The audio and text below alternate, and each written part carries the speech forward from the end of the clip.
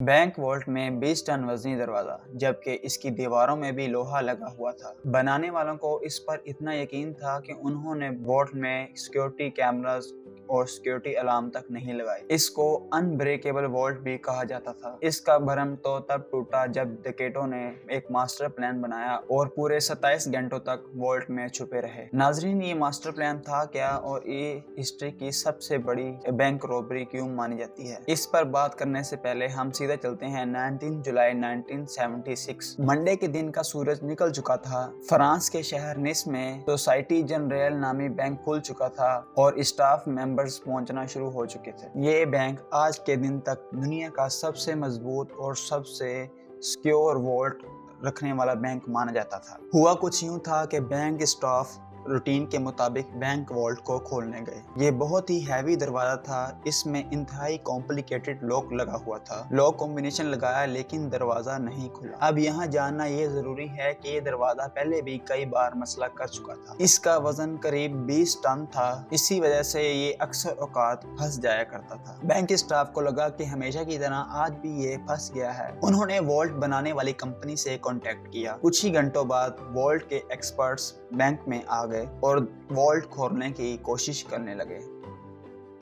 और हैरत की बात यह थी कि इस बार कंपनी के एक्सपर्ट से भी ये दरवाजा ना खुल सका। उन्होंने कई बार अटेम्प्ट्स किए लेकिन ये दरवाजा किसी सूरत खुलने को तैयार ना था। बात अब सीरियस होती जा रही थी और कस्टमर्स की लाइन लगी थी और क्योंकि ये बैंक की इज्जत का सवाल था, आखिरकार ये फैसला किया गया कि दरवाजे में ड्रिल से सुराख कर कर देखा जाए कि आखिर इसमें ऐसी क्या चीज है कि जिस वजह से ये वॉल्ट खुल नहीं रहा। वॉल्ट के दरवाजे पर किसी फोर्स एंट्री के निशानात भी नहीं थे। इसकी चारों दीवारों पर किसी भी किस्म के निशानात नहीं पाए। हैवी ड्यूटी और ड्रिल से जब सुराख करके देखा गया तो अंदर क्या पाते हैं कि वॉल्ट के दरवाजे को अंदर से किसी ने वेल्ड कर कर बंद किया हुआ है। ये मंजर देखकर इस पर यकीन लाना काफी मुश्किल था क्योंकि वॉल्ट में जाने का सिर्फ एक ही रास्ता था। ना ही इसके अंदर कोई रोशनदान था और ना ही कोई खिड़की, जिससे वॉल्ट के अंदर जाना इज इम्पॉसिबल। अब ये देखकर सबको ये एहसास तो हो चुका था कि यहाँ पर कुछ ना कुछ तो एबनॉर्मल है। उन्होंने मशीनरी मंगाई और वॉल्ट की दीवार को तोड़कर अंदर जाने का फैसला किया। काम काफी टाइम कंज्यूमिंग था कि ये दीवारें नॉर्मल दीवारों से काफी मोटी थी। इनके बीच में लोहा भी लगा हुआ था और कई घंटों की मेहनत के बाद इसमें इतना सुराख हो गया कि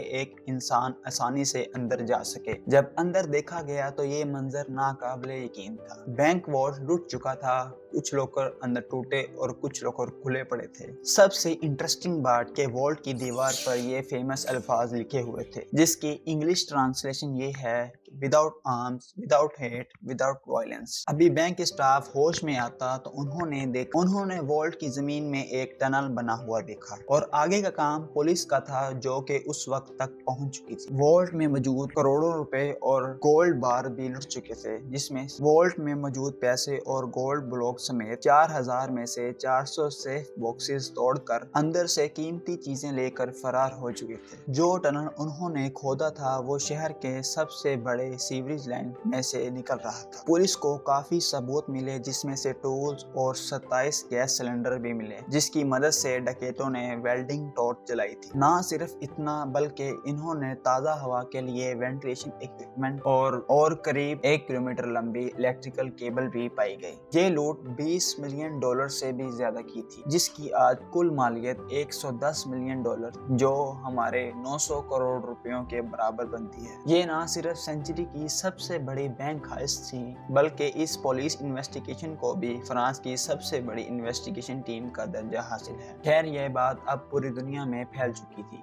बैंक की रेपुटेशन को तो अच्छा खासा नुकसान हुआ ही था, लेकिन ये फ्रेंच पुलिस के लिए भी बहुत ही अफसोस का मुकाम था। अगले कई महीनों तक पुलिस ने एड़ी चोटी के जोर लगाए और आसपास के लोगों को पकड़ा, स्टाफ को इंटरवेट किया, कहीं से भी डकैतों का कोई सुराग ना मिल सका। फिर 3 महीनों के बाद अक्टूबर 1976 में पुलिस को एक बहुत बड़ी लीड मिली। डकैतों के ग्रुप का मेंबर अपनी ही गर्लफ्रेंड की टिप पर पकड़ा जा चुका था। पहले तो वो मान ही नहीं रहा था, लेकिन जब पुलिस ने इसकी तबीयत साफ की तो वो फट पड़ा और उसने अपनी पूरी गैंग का नाम ले डाला। पुलिस के लिए हैरानी की बात ये थी कि ये गैंग छोटी मोटी चिंदी चोरियों के लिए मशहूर थी। इतनी बड़ी बैंक हाइस्ट इन्होंने ही की थी, ये बात कुछ हजम नहीं हो रही थी। प्लान का मास्टरमाइंड असल में कोई और ही था। इन्वेस्टिगेशन के दौरान दौरान गैंग मेंबर ने पुलिस को एक शख्स का नाम दिया। उसके मुताबिक ये बंदा चोरी का मास्टरमाइंड था, एल्बर्ट स्पैटजेरी। ये एल्बर्ट स्पैटजेरी नामी शख्स असल में एक फोटोग्राफर था। पुलिस ने जब इसको अरेस्ट किया तो ये कहीं से भी क्रिमिनल नहीं लग रहा था। सिंपल ड्रेसिंग, सिंपल लाइफस्टाइल और नॉर्मल से घर में रहता था। इसके आसपास से पता किया तो सब लोगों ने यही कहा कि एल्बर्ट एक सीधा साधा फोटोग्राफर है जो बंदा अपने काम से काम रखता है।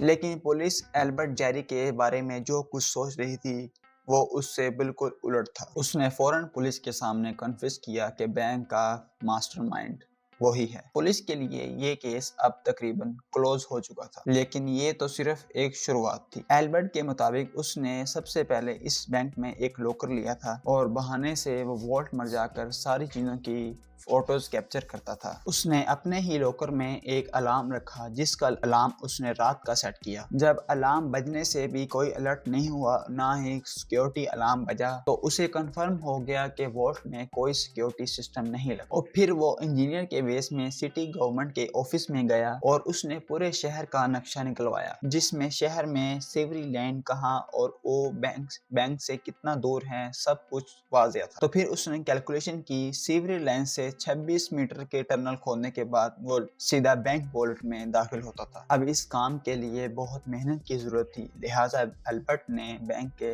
एक गैंग से राब्ता किया जिसको सारा प्लान बताया। उस गैंगस्टर ने अपने आदमियों को इस काम पर लगा दिया। टनल को तकरीबन 2 महीने लग गए क्योंकि ये काम बगैर मशीनरी के किया जा रहा था। इस काम को सिर्फ रात के वक्त करना बहुत जरूरी था जिस वक्त बैंक में कोई भी नहीं होता। एल्बर्ट अपनी पूरी कोशिश कर रहा था कि रोड के ऊपर भी किसी को किसी किस्म की आवाज ना जाए।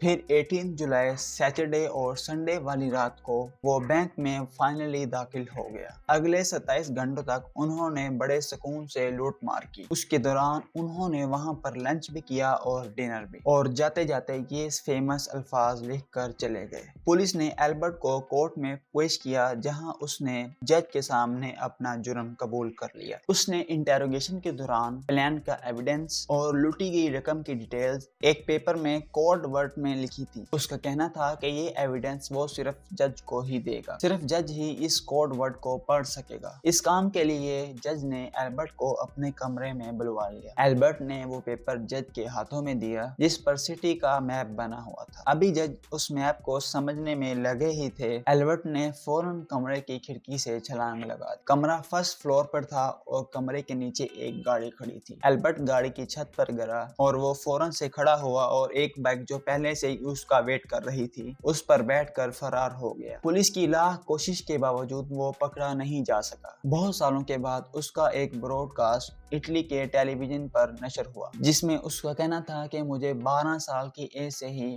खजानों का बहुत शौक हुआ करता था और मैंने ये शौक इस हाइट से पूरा कर लिया। और यूं महसूस हो रहा था कि इस इंटरव्यू के जरिए वो फ्रेंच पुलिस को तंग कर रहा है। उसके बाद एल्बर्ट कहाँ गया ये मिस्ट्री आज तक सोल्व नहीं हो पाई। 1989 में एल्बर्ट स्पैटजेरी की मौत हो गई। एल्बर्ट की मां का कहना था एल्बर्ट की डेड बॉडी को उसके घर के बाहर कोई रख गया है। उम्मीद है आप इस वीडियो को बहुत प्यार भरे कमेंट्स और लाइक और शेयर करेंगे।